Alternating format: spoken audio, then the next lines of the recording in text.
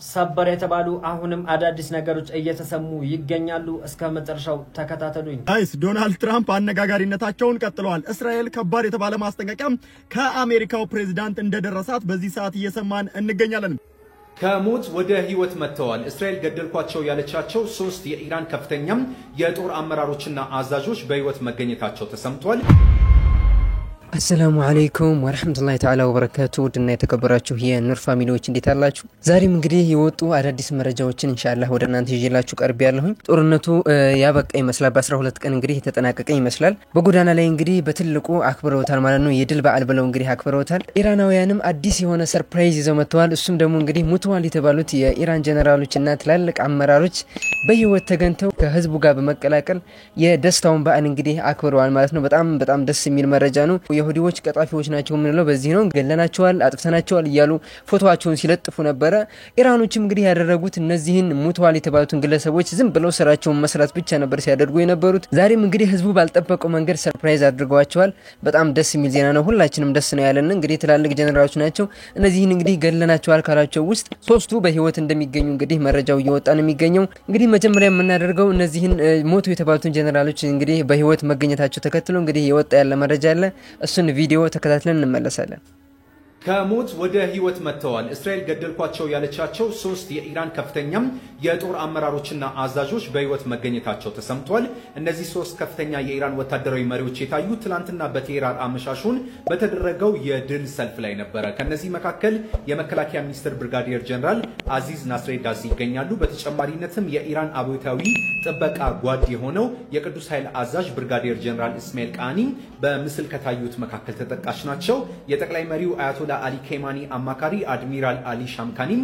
በህይወት መገኘታቸው ተሰምቷል የኢራን መገናኛ ብዙሃንም እነዚህን ቪዲዮዎች እያጋሩ ይገኛሉ የኢራን ሰርፕራይዝ የሚገርም ነው እንግዲህ ሱብሃንአላህ በሚሳኤሎቿ እንግዲህ ዓለምን ነው ሰርፕራይዝ ያደረገችው እስራኤልን ታይቶ በማይታወቅ ሁኔታ ቅጥቅጥ ነው ያደረገቻት እንግዲህ ከዚህ በፊት እስራኤል አረቡ ዓለም ጋር ጦርነት ገጥማ ሳለ ምን ያክል በግብጽና በተለያዩ ሀገራት ምን ያክል ጉዳት እንዳደረሰች እስራኤል ይታወቃል አሁን እንግዲህ ብቻዋን ሆና ኢራን እስራኤልን በሚሳኤሎቿ ብቻ በ12 ቀን ወደ ፍረሽራሽነት ቀየራታለች ማለት ነው ሱብሃንአላህ ያም እንግዲህ ለሙስሊሙ ማህበረሰብ በጣም ያስደሰተ ነበር ምክንያቱም ደግሞ የፍልስጤሞችን እንባ የጠረገ ስለሆነ ነው እንጂ የማንንም መጎዳትኛ መንፈልግ ሰዎች ሆነን አይደለም ነገር ግን ደግሞ እነዚህ ይሁዲዎች በጣም ክፉ እንዲሁም ደግሞ የሰው ሀገር ወረው በጣም ብዙ በፍልስጤሞች ላይ መከራ የሚያደርሱ ስለሆኑ ለዚህ ወንጀላቸው ቅጣት ይገባቸዋል ብለን ስለምናስብ ይህን ቅጣት ደግሞ ኢራናውያን በ12 ቀን በሚሳኤሎቿን ሲቀጠቅጧቸው መክራማቸው በጣም የሚያስደስትን መረጃ ነበር እንግዲህ አሁን ጦርነቱ እየተገባደደ ይመስላል ለዚህም ደግሞ ትራምፕ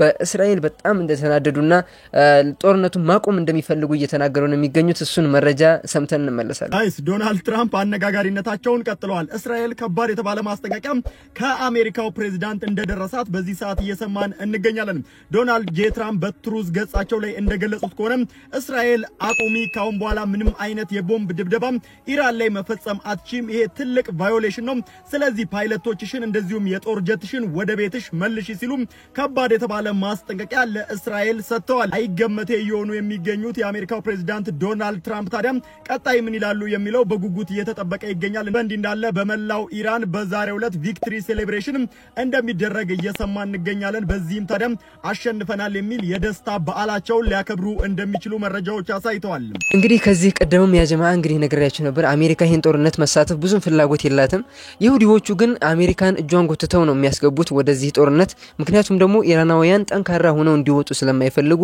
የኒውክሌር ቦምብ እንዲሰሩ ስለማይፈልጉ ማለት ነው ራሳቸው ይታጠቃሉ ነገር ግን ደግሞ ሌሎች አረብ ሀገራትና ሙስሊም ሀገራቶች እንዲይዙት አይፈልጉም ማለት ነው እና ይህንም ያረጋገጠ መረጃ ነበር ይሄ የወጣው መረጃ እንግዲህ ትራምፕ በጣም በቁጣ ነበር ኢንተርቪውን የሰጡት በጣም ተናድጃለሁ በእስራኤል ጀቶቿን አሁኑ መመለስ አለባት ሲስፋየር ያስፈልጋል ሰላም ያስፈልጋል ይያሉ ነው የሚገኙት አላኩልሃል ኢራንም ድሎቿን ያከበረች ነው የሚገኘው በ12 ቀን ጦርነት በጣም ስኬታማ የሆነ ድል አድርጌያለሁ ሉዓላዊነቴንም አስጠብቄያለሁ አስከብሬያለሁ የኒውክሌር ተቋማቶችም አልተነኩም ምናልባት ህንጻ አፍርሰው ይሆናል እንጂ የኒውክሌር ፋሲሊቲዎች የኒውክሌር ይሄ ኒውክሌር የሚባለው ራሱን የቻለ ኒውክሌሩ በጥብቅ በሆነ ቦታ አስቀምጫለሁ አማንም አልነካኝም ከዚህ በኋላም ኒውክሌር መታጠቂን እቀጥላለሁ ይያለች ነው የሚገኘው አዳዲስ የወጡ መረጃዎች አሉ በዚህ ዙሪያ ላይ እሱን ቪዲዮ ተከታትለን እንመለሳለን ሰበር የተባሉ አሁንም አዳዲስ ነገሮች እየተሰሙ ይገኛሉ እስከ መጨረሻው ተከታተሉኝ ኢራን በዛሬው ዕለት የተኩስ አቁም ስምምነቱን ጥሳብኛለች የተኩስ አቁም ስምምነት የሰዓት ገደብ ከተደረገለት በኋላ ጥቃት ሰንዝራብኛለች በማለት እስራኤል የበቀል እርምጃ ለመውሰድ ጀቶቿን ወደ ኢራን እየላከች ባለችበት ሰዓት የአሜሪካው ፕሬዝዳንት ዶናልድ ትራምፕ እጅግ መናደዳቸው የተኩስ አቁም ስምምነቱ መጣሱ እንዳበሳጫቸውና አሁኑኑ የጦር ጀቶቹ መልሺ እያለ ይገኛል። ነገር ግን በእስራኤል በኩል እስካሁን የተባለ ነገር የለም። ሄደው ጥቃት የሚሰነዝሩ ከሆነ ደግሞ ኢራኖች ምላሽ ለመስጠት ዝግጁ እንደሆኑ እየተናገሩ ይገኛል። አሁን የሄዱት የጦር ጀቶች ኢራን ላይ ጥቃት የሚሰነዝሩ ከሆነ ድጋሚ ኢራንም ወደ ጦርነቱ ትመለስና ጥቃት መሰንዘሯን ትጀምራለች። ያ ማለት የመካከለኛው ምስራቅ ቀውስ ይቀጥላል፣ ጦርነቱም የሚቀጥል ይሆናል ተብሎ እየተፈራ ይገኛል። ይህ በእንዲህ እንዳለ የሁላችንም ሐሳብና የሁላችንም ልብ አንድ ቦታ ነው። ይህ ሁሉ ነገር ከተፈጠረ በኋላ የተኩስ አቁም ስምምነት የሚፈጠር ከሆነ ጋዛስ የሚል ጥያቄ እየተነሳ ይገኛል በሁሉም ዘንድ። በእኔም በሁላችሁም ዘንድ ይሄ ጥያቄ ያለ ይመስለኛል። እስኪ የሚወጡ አዳዲስ ነገሮች ካሉ አብረን እንመለከታለን። መረጃ አድርሳችኋለሁ። በደንብ ሼር፣ ኮፒ ሊንክ፣ ሪፖስት ያደርጋችሁ አዳርሱ። ሱብሃንአላህ ያው የሚያጅብ ነው እንግዲህ ያለው እውነታ ይሄ ነው። እንግዲህ ይህን ሳምንቱን በሙሉ ስለ ኢራንና እስራኤል በጣም ሰፊ ሽፋን ሰጥቼ ኢንሻአላህ ሲዘግብላችሁ ነበር። ያም እንግዲህ ያያችሁት ይመስለኛል ቪዲዮዎችንም ጭምር ሪስክ ወስጄ ቻናሉ እንግዲህ አደጋ ላይ እንዳይሆን በጣም እየፈራሁ ነበር። እንግዲህ ሳሳያችሁ ነበር እስራኤል ምን ያክል እንደፈራረሰች ማለት ነው። በዚህች 12 ቀን ምን ያክል በኢራን ሚሳኤሎች ምን ያክል እንደፈራረሰች ሁላችንም አይተናል። ሱብሃንአላህ አሁን ግን ከዚህ በላይ መቆየት አይችሉም፣ ጦርነቱን ማራዘም አይችሉም እያልኩ ሰነግራችሁ ነበር። እውነት ነው። እንግዲህ አሁንም ጦርነቱን ለማቆም ተገደዋል ማለት ነው። ሲስፋየር እንዲያደርጉ በጣም ትራምፕ እየገፋፉ ነው የሚገኙት። እንግዲህ እነሱ ከበቃቸው ችግር የለውም ብለዋል። እስራኤል አታክ ማታደርግ ከሆነ እስራኤል ጥቃት ማትፈጽም ከሆነ እኛ ኢራናውያን ምንም አይነት ጥቃት አንፈጽም ብለው እንግዲህ በይፋ ተናግረዋል ማለት ነው አያቱላሆቹ። ግን ደግሞ ይህ ሁላ ሲሆን አንድ መዘንጋት የሌለበት ነገር አለ። እሱም ደግሞ ፊሊስጤማውያን ናቸው። እኛም አሁንም ኢራንንም በጣም በሰፊው እየደገፍን ያለ ነው። ለፊሊስጤሞች ስንል ነው። ፊሊስጤሞች ያላቸውን መከራ ትንሽ እንዲያባራላቸው ስለምናስብ ነው። አሁንም ቢሆን ፊሊስጤሞችን መዘንጋት የለብንም ኢንሻአላህ። ወላሂ ይህ ጥያቄ ሁላችንም ጥያቄ ነው፣ ልብ የሚነካ ጥያቄ። ፍልስጤማዊ ዳዒ ሼክ መሐሙድ ሐሰናት በፌስቡክ ገጹ ላይ ያካፈለው ጥያቄ ነው። ጥያቄው ጋዛስ የሚል ነው። ጋዛስ ይህንን ጥያቄ የጠየቀው ዶናልድ ትራምፕ ኢራንና እስራኤል ከ12 ቀን ጦርነት በኋላ የተኩስ አቁም ስምምነት እንዲያደርጉ አድርግ ያለውኝ እንዲሁም ከሰዓታቶች በኋላ ደግሞ ሁለቱም ሀገራት ኦፊሻሊ የተኩስ አቁም ስምምነቱን ተስማምተናል ካሉ በኋላ ጋዛስ ብሎ ጠየቀ። የሁላችንም ጥያቄ ነው። ጋዛስ እንዴት ነው የምትሆነው? ከኦክቶበር 7 2023 ጀምሮ እስካሁን ድረስ ከ55,000 በላይ ንጹሃን ተጨፍጭፈዋል። በዓለም አቀፍ ደረጃ የተከለከለውን የፎስፈረስ ኬሚካል ቦምብ እየተጠቀመች ማለት ነው። ህፃናት፣ አዛውንት፣ ሴት፣ ወንድ ሳትል ጋዛስ ለምንድን ነው የተኩስ አቁም ስምምነት ያልተደረገው?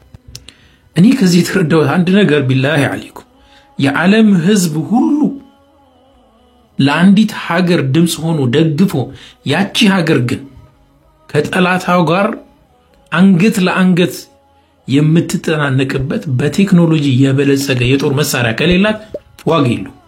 በቃ አቅም ወሳኝ ነገር። ኢራንን ተመልከቱ። እስራኤል ጥቃት ካደረሰችባት በኋላ የማያቋርጥ ድብደባ አድርጋ ስታስጨንቃት መሀል ላይ ገብቶ የተኩስ አቁም ስምምነት እንዲደረግ አደረገ። ተመልከቱ። አቅም ከሌለህ እንዲህ ነው። ከማንም በላይ ግን አቅም ያለው አላህ ሱብሓነሁ ወተዓላ ተአምሩን ያሳየናል። ፍልስጤማውያንን አላህ ጥሎ አይጥላችሁ። አላህ ነስሩን ቅርብ ያድርግልን። ሰላም አለይኩም ወራህመቱላሂ ወበረካቱ። ሁላችንም ማለት ነው ኢንሻአላህ በዱዓችን እንዲሁም ደግሞ በተግባራችን ከፊልስጤሞች ጎን መቆም አለብን ኢንሻአላህ። ሁላችንም መዘናጋት የለብንም፣ አንዘናጋምም ኢንሻአላህ። ሁላችንም በዱዓችን እናስባቸዋለን።